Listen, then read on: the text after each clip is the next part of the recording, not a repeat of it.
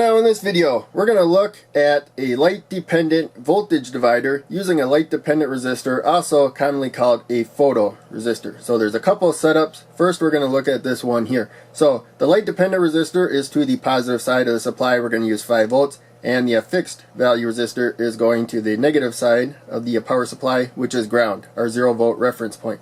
So we're going to look at the voltage in the middle. And when it is brighter, the light-dependent resistor, its resistance is going to drop significantly, and we'll get a higher voltage. We'll have a closer connection to the positive supply than negative. When it gets dark enough, we'll get many millions of ohms of resistance, and so much more than the 10 kilo ohms there. So we got an almost direct connection to ground, and so the voltage is going to lower when it gets darkened. And so of course this is a lot of resistance that we're using, so you wouldn't use that voltage to power anything, but you can send it to something else that can monitor that voltage and do something with it.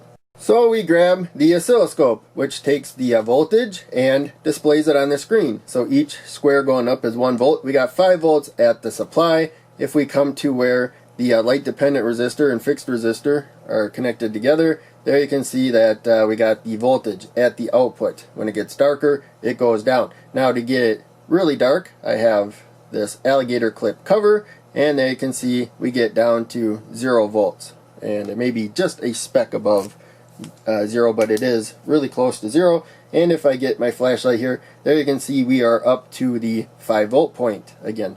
It may be just a speck below that, but it's pretty much spot on.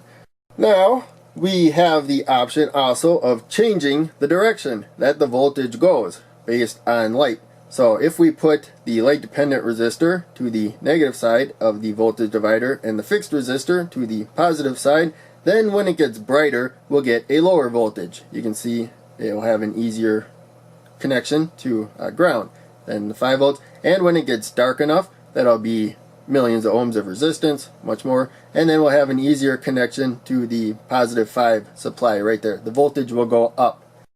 And again, we'll demonstrate this. So now, darker, higher voltage. We get it completely dark, it should get 5 volts right there. And so brighter, it goes down. If we get it bright enough, it should get down to 0 volts right there. So looks like it's a speck higher, but pretty close to spot on, 0 volts. So in any case, that's all there is to it. Again, you use that as a signal.